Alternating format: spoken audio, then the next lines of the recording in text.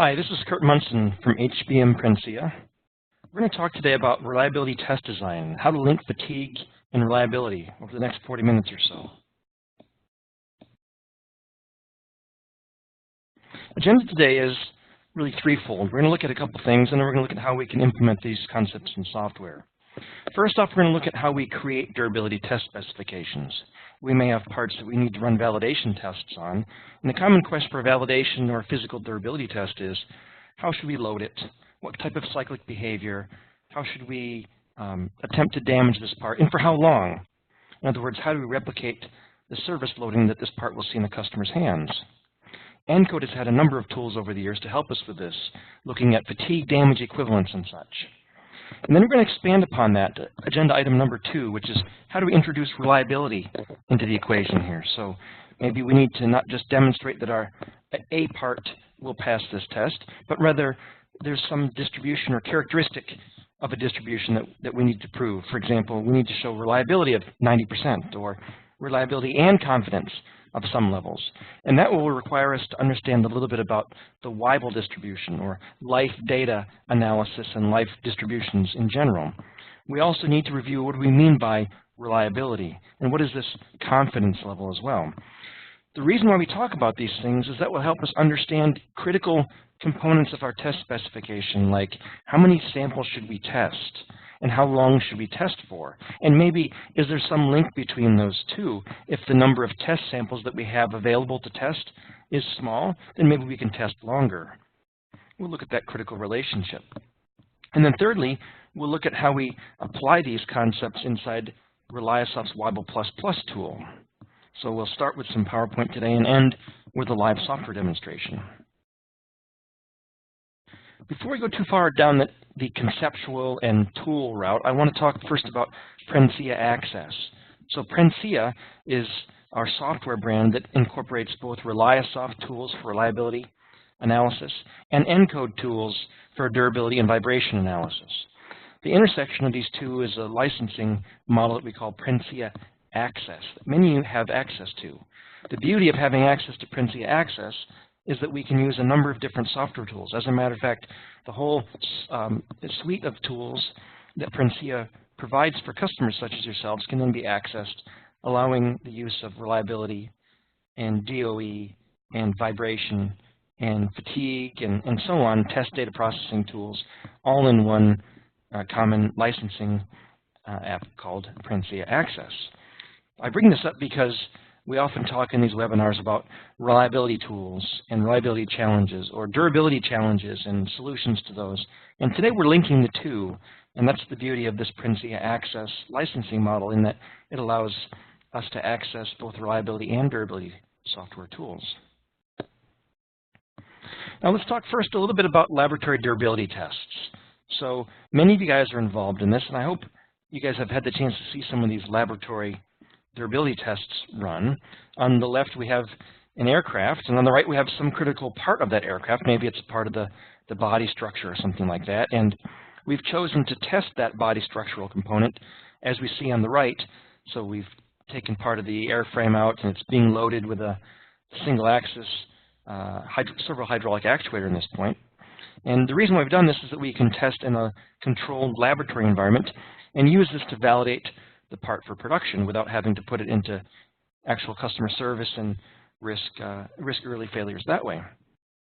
So these validation tests are used frequently to understand production or to prove the durability under production circumstances. Now the challenge is that we need to correlate the loading in the lab to the loading that the part sees in the field. If we don't have correlatable loading, then the challenge will be if the part fails, for example, at almost a complete test cycle, let's say 80% of life. What does that mean in terms of customers' hands? Is this a problem that's going to come up quickly, or is this something we have time to fix, and what's the risk in doing so? So we want to have something correlatable service loading, and that may be correlatable in terms of magnitudes of loading, like we may not want to overload the parts in the lab. We may want to cap the loading that we see in the lab at levels that are seen in the field, so we don't risk changing damage mechanisms or failure modes.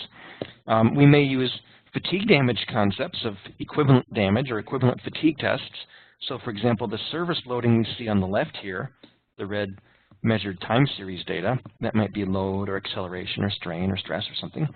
We could calculate how much fatigue damage accumulates in the service environment. We've called that damage from service here. And then we can create a lab test spec that produces equivalent damage. So this uses some ENCODE tools, for example, to look at fatigue damage accumulation rates based on physics of failure and material data and so on. So the beauty of this is that we can tie together hours of testing in the lab with hours or miles or flights and so on of usage in the customer's environment thanks to this damage correlation. And ENCODE's got a number of tools to help us with this. Now, if we focus solely on fatigue damage, the challenge is that we might get mistaken and end up with a test that just proves durability but ignores reliability. And what I mean by that is, if the world around us were deterministic, we would take one test article and subject it to equivalent damage loading, and if it lived, then we'd say all of them will live, a whole entire population will live.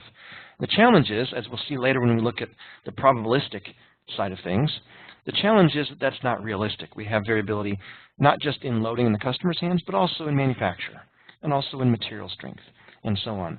So ultimately, we need to tie together durability and reliability. And the way we do that is by testing not just one sample for one life. Maybe we test multiple samples for longer times, or a few samples for a much longer time, and we use that to infer characteristics of life for the population. And that allows us to meet say, warranty targets and life and reliability and so on, those metrics. So these types of tests that we build, these durability tests we build in the lab environment can take many shapes. At the top, we see a very simple, what we call constant amplitude test, and this is usually used for uniaxial loading scenarios and where dynamics is not important. The idea is that we push back and forth and back and forth, and we're imparting a fatigue cycle over and over, this repetitive fatigue cycling to induce or to incur or accumulate fatigue damage in the device on test in the lab. And we can use equivalent fatigue damage rules to figure things out like how big should this test cycle be? How hard should we push and pull? And also, how long should we do it for? So the critical metric in defining this test spectrum is how many cycles of what size. And of course, we have a sliding scale, and then if we run larger cycles, then the number of cycles to failure is reduced for equivalent fatigue damage, which is just the same as saying, if I spend money on bigger things like fancier cars, I don't need to buy as many cars before I'm in serious financial trouble and may end up even being broke. We'll look at an example of this constant amplitude cycling test specification in just a second. The second set down block cycle is like constant amplitude, but a little bit more complicated. This is still a cyclic test, but now we've got multiple size cycles. In my graph here, this plot shows we have two cycles, a small one and a large one. Now, realistically, we know that when a part is being used in the service environment, it sees a full spectrum, a broad range of fatigue cycles. Think about this as you, say, drive to work. You might hit small bumps frequently and some moderate bumps, and maybe, unfortunately, every once in a while you hit some big bumps. And we have some kind of a spectrum, probably, of a lot of them small and some moderate and hopefully just a few really large ones. This concept of the block cycle test hopes to better replicate that spectrum of cyclic behavior that our actual part will see in the customer's hands by reproducing, say, small and large cycles, or small and large and medium, or sometimes we even see these block cycle programs may even grow to, say, 8 or 10 different blocks. And of course, the more of these different cyclic sizes we specify, the better chance we have of replicating the small, medium, large, that whole spectrum of cycles that our part will see in the customer's hands. Again, this is usually done in conditions when dynamics are not important, and also where loads are uniaxial. Now, multi-axial loads and dynamics, if we move down further, we have this time domain specification. Sometimes these are done as what we call MTS or RPC-controlled tests, where time waveforms can be reproduced on the test rig. These test rigs can get quite expensive, but the beauty of them is that they can reproduce time waveforms, which means we can have multi-axial loading. It also means we can reproduce dynamics. So if we have excitation leading to dynamic stresses through resonance or other conditions like that, then this type of test can reproduce that for us. That's a good thing. So we call this a time domain waveform or RPC controlled test. And lastly, at the bottom is a test specification where dynamics are critical, absolutely crucial. And this is a test specification called a frequency domain or electrodynamic shaker testing, or sometimes this is called PSD random loading or sine sweep loading, where we're specifying the excitation that the part will see based on a frequency domain approach. So this is a PSD of loading you see in the lowest picture here. So this says here's the excitation energy as a function of frequency. And one further step to this that we would need is how long to run for. So not just what cycles and how long to run for, but rather what frequencies, what magnitudes of those frequencies, and how long to run for. This is often used for smaller parts that are inertially loaded because in this type of test with an electrodynamic shaker, the part is going to, the stresses are going to build up in our device on test solely because it's fighting against its own inertia. Now, ENCODE has tools to help with all four of these types of test specifications based on fatigue damage equivalents and frequency spectra and fatigue damage spectrum and all kinds of neat things like that. And if you look on our archived webinars, you'll find on ENCODE.com, you'll see we have webinars that talk about these other use cases in more detail. We're not going to dig into too much more detail about these right now. Just suffice to say that there are a number of different ways we may excite the device in the test lab. We may excite this part we're testing, and we need to decide up front whether dynamics are important and so on, and choose the appropriate route, and ENCODE tools can then help us define that test specification. Here's an example of a test specification. This is some measured loading on a loader arm. So let's say we're working with a piece of construction equipment, and the load on the loader arm causes stresses, and those stresses may cycle, and those cycling stresses may lead to fatigue damage problems and, say, cracking welds and breaking structural elements and such. So the measured loading is up in the upper left corner, and we want to reproduce that measured load in some way on our test rig. Now, we could do this a number of ways using a RPC controller directly in the time domain. In our case here, we've decided, let's just say, that our loader arm behaves quasi-statically, no dynamics to worry about. And we want to run a test that's cheap and fast, so we're going to use a constant amplitude test. And what we've got down in the lower left corner is a function generator that's building up a sine wave. So we're replicating a simple constant amplitude cyclic test where we're going to have an actuator that's going to push, pull, push, pull, push, pull against that arm. And if we push and pull an appropriate amount for an appropriate number of cycles, in other words, load magnitude we need to think about, and also number of cycles we need to think about. If we get that right, then we should be able to replicate the complicated field service loadings fatigue damage accumulation we see in the upper left with a simplified waveform on our test stand. Then we can essentially, ultimately what we're after here is specifying how many cycles of what size will we have for an equivalent life in our test stand. And this process, this is actually a worked example in your ENCODE installation if you want to go play with this some. We're not going to dig into it in detail right now based on time, but this is worked example number 21 in your GlyphWorks worked examples, and you can explore this a bit on your own.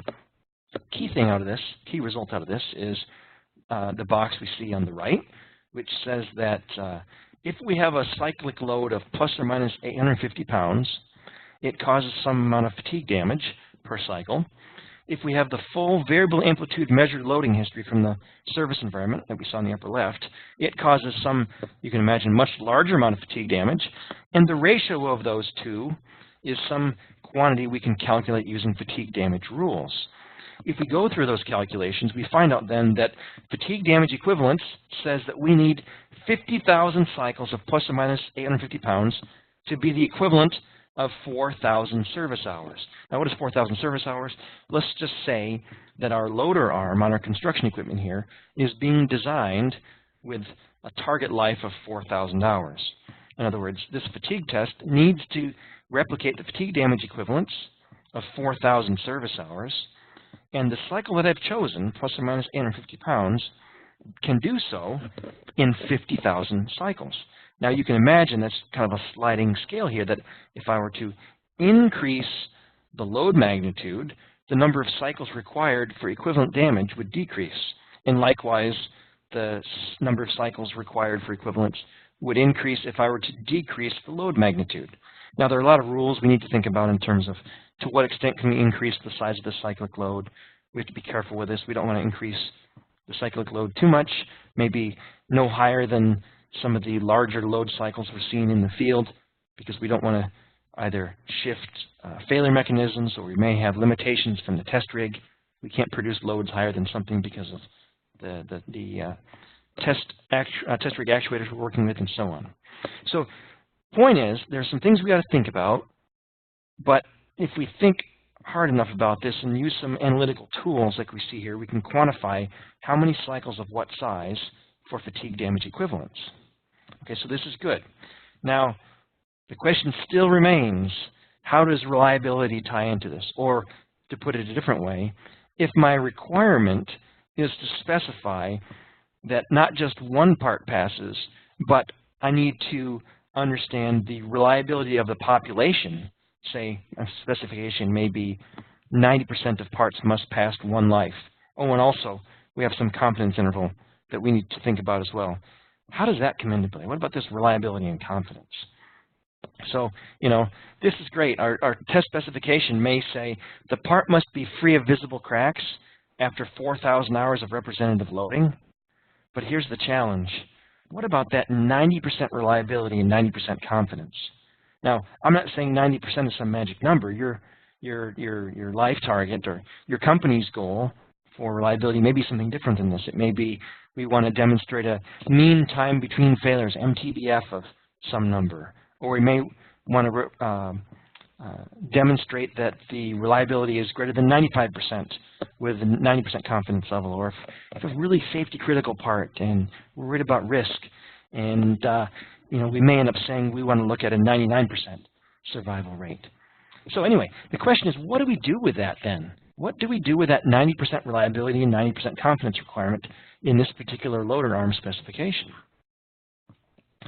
So that requires us to think a little bit about statistics.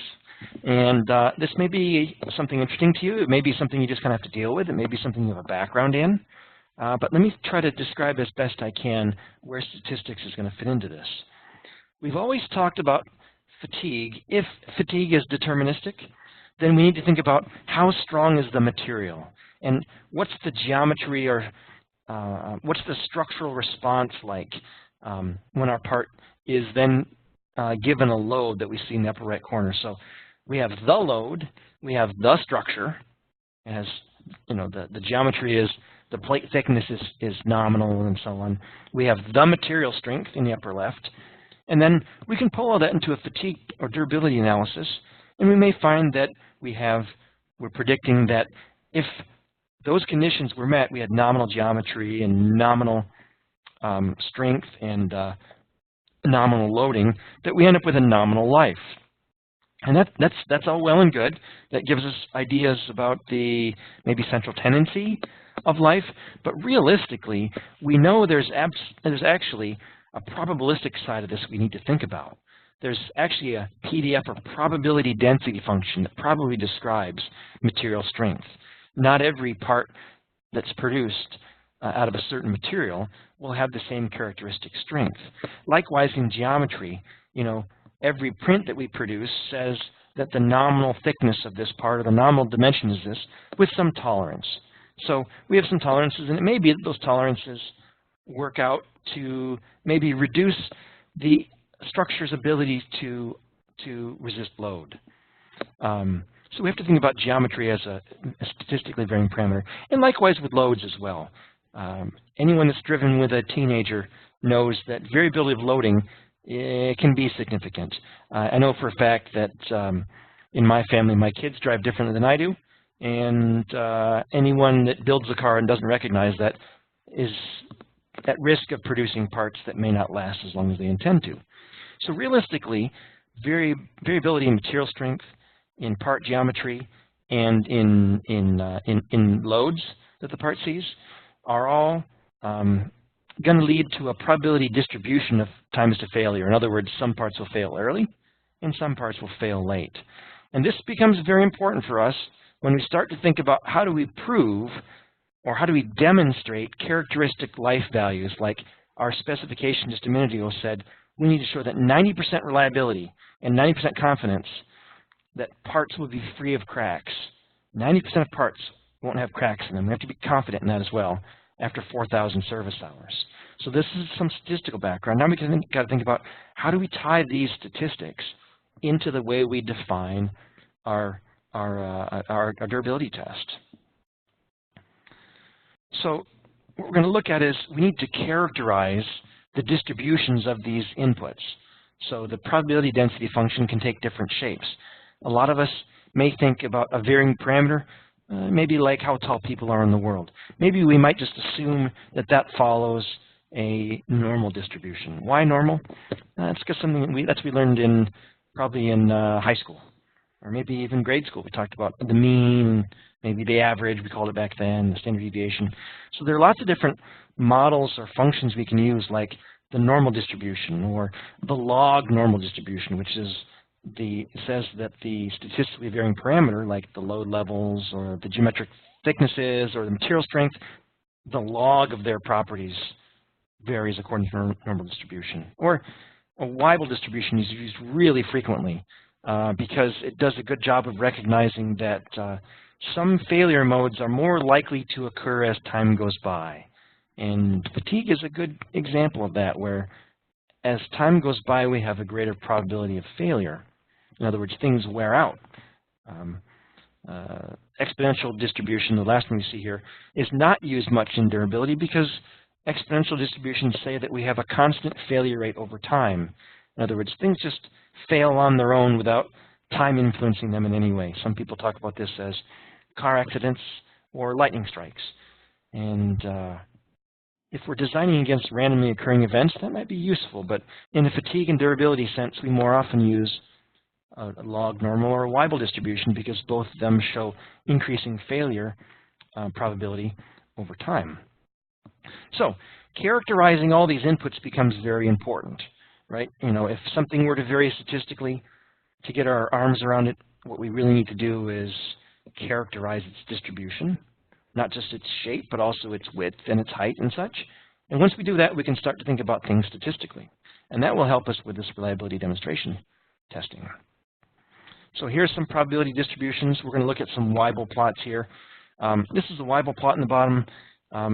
If you want more detail on this, we'll have to look at, say, reliawiki.org or reliasoft.tv would be good places to go, because we're going to run out of time before we talk about every detail about the Weibull plot.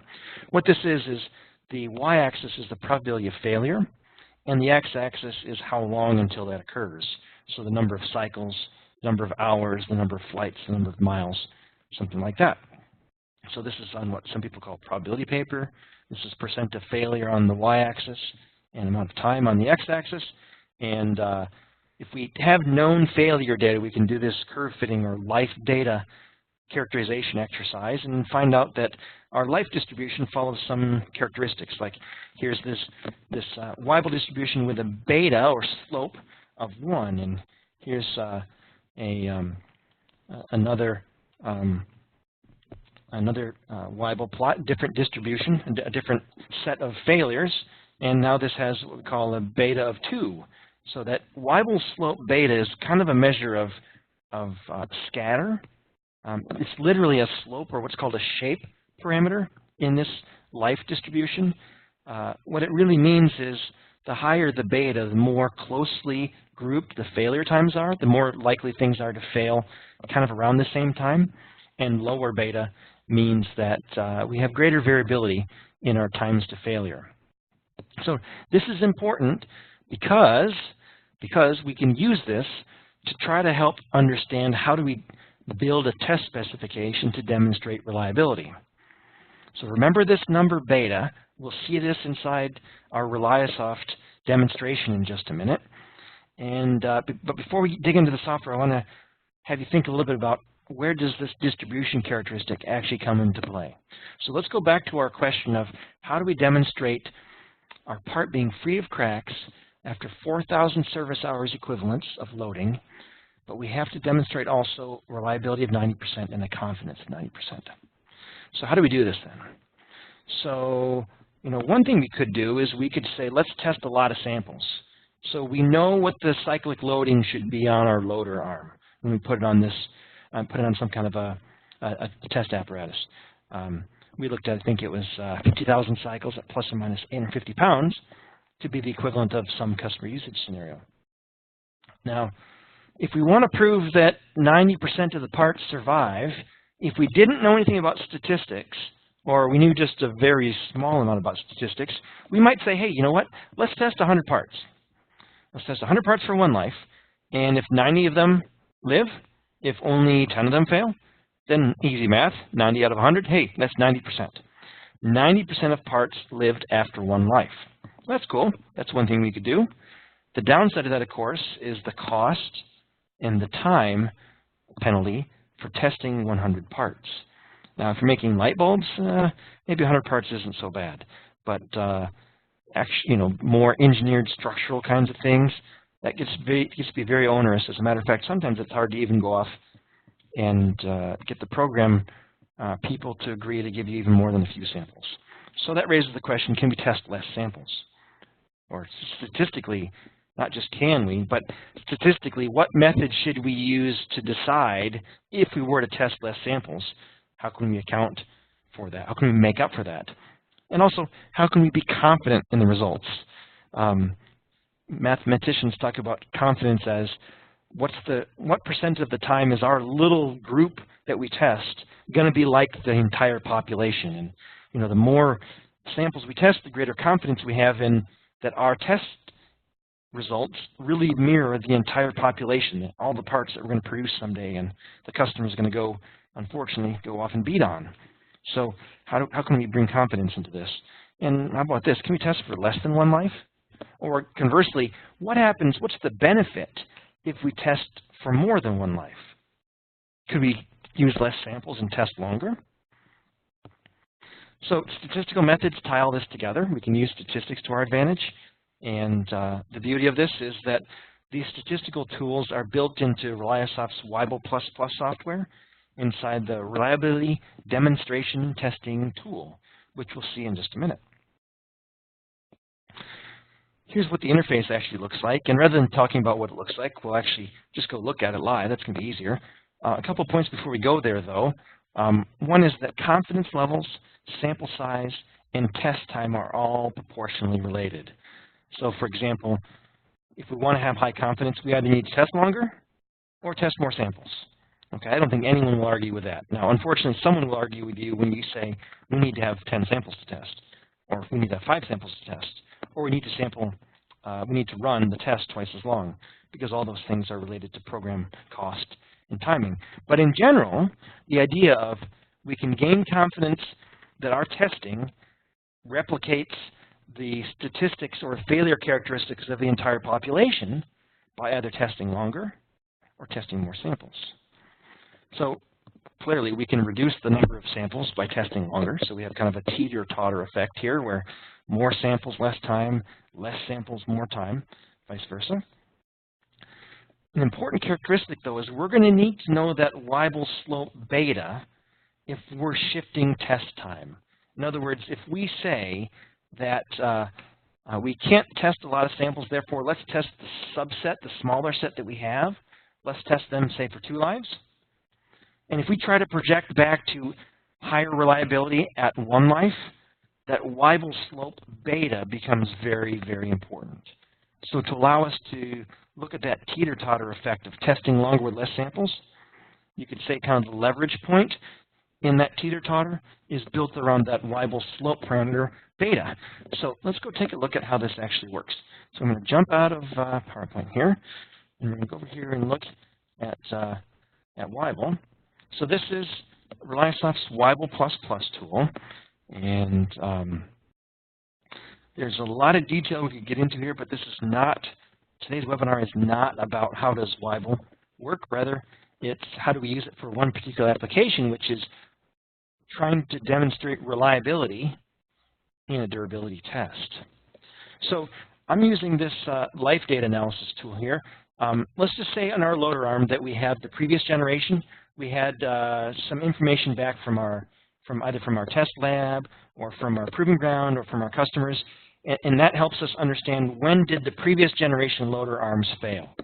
So what I've got here is a record of how many parts failed and at what time.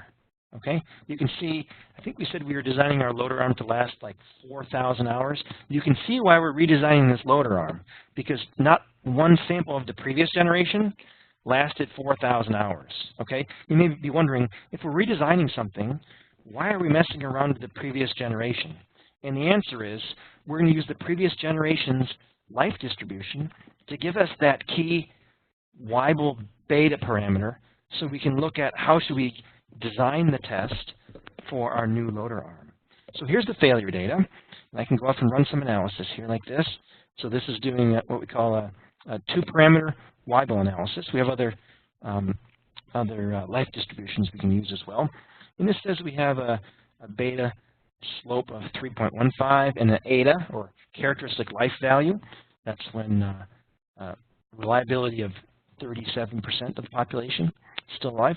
That's 1,800 hours. If I look at a plot here, here's my Weibull plot. We talked about this a little bit earlier. This is unreliability here as a function of time. And here are my failed parts. So that's what I've learned about the previous generation. Now, the previous generation's over with. We're not building that anymore. We decided it didn't last long enough. That ship has sailed. So the reason why we're doing this is not to try to understand if the previous generation product lasts long enough. We know it doesn't. We have serious warranty problems with this. That's why we're redesigning. But the important thing is that from this life data analysis, we get this key parameter here, beta. So let's just remember that number, 3.15. We're going to use that in just a minute. And now we're going to think about how we plan our reliability demonstration test. So we may have, just as a reminder, let's go back here to what we did in ENCODE. This right here. So here we go off and do some analysis in ENCODE, and again, this is beyond the scope of class today, but we could use these fatigue damage equivalence tools to look at an equivalent damage fatigue specification, which we see over here on the right side. So if you look in our recorded webinars, you'll see webinars on equivalent damage cyclic tests. And as a matter of fact, it even looks at this particular example. So in the interest of time, we're just going to say some analysis was done in ENCODE to come up with an equivalent damage test cycle, 50,000 cycles, plus or minus 4,000, plus or minus 850, excuse me, 850 pounds equals 4,000 service hours. So now, how many samples to test and how long? That's the big question. So we go over here and right-click, and I'm going to add a test design folio because I want to look at that whole question of test duration, number of samples, reliability, confidence, all that kind of stuff. So here's this Weibull slope parameter. So I'll type in my 3.15 here. And let's say we're going to run one life. Okay, so we're going to run one life, and we have a reliability of 90%. Let's just say our specification is 90% reliability with 90% confidence at one life. We said one life was, I think, 50,000 cycles, something like that. Now, this says, let's calculate here what's the required sample size if I run for one life. In other words, to prove R90, C90, by running one life, how many samples do I need? Run this, and it says, 22 samples. That may be a familiar number for you if you've looked at some statistics previously. So to learn about how a reliability of 90% with a confidence of 90%, we have to test a lot of parts if we're only going to test to one life. So, you know, usually if you go off and talk to the either the prototype fab shop or the program managers or anyone related to anywhere to money or time and ask for 22 samples, often you get kind of a negative look or a look of maybe just kind of disbelief or dismay or a blank stare. So the question would be then, how could we replicate this type of test? Maybe we could run longer, less samples, you know, that kind of thing. So let's just say, what if we run to 2 lives? So now this says hours here, just ignore that. The key is whatever our one life test is, that's 50,000 cycles we talked about, we're going to run one life here. Oh, we're going to, excuse me, we're not going to run, we're going to run 2 lives. We're going to run 2 lives and infer R90, C90 at 1 life. So we'll go run this again. This looks better. Now this says we could actually use 3 samples. So 3 samples, if we can get 3 samples to test 2 lives and not fail, based on this distribution, we can then infer R90, C90 at 1 life. Or, you know, maybe we have kind of a trade-off here. We can say, let's run 1.5 lives and recalculate this. And now we're looking at 7 samples. So we can easily quantify where does this number of how many samples should I test actually come from. I've seen some very arcane methods to doing this. You know, maybe we test 3 samples and we average their lives together, and if that number is bigger than the design target, then we feel good. There's lots of different ways to approach this, but what I'm trying to show here is a good statistical manner in which we can look at statistics and previous failures and life distributions and concepts of reliability and confidence levels and all that, tie that all together. So we're not just saying, hey, ENCODE, what should my test specification be in terms of cycles and test time and that kind of thing, but also how do we tie that back together to an R90 and a C90, for example. Okay, so all that's available with ReliaSoft looking at the samples and test duration, and ENCODE looking at the fatigue-specific equivalent damage concepts. So with all that said, I hope that today we've met your our target here. We're going to be looking here at what is this whole tipping point here of the number of samples to test, how long to test for, because ultimately we cannot ignore the fact that our parts, we need to test and demonstrate some reliability metric, either a mean time to failure, mean time between failures, a characteristic life, or reliability and confidence, and so on. So I hope we've been successful in meeting that goal, tying together not just the durability, but also the reliability side of our test specifications. Thank you for your time, and I look forward to seeing you in future webinars. Thank you. Goodbye.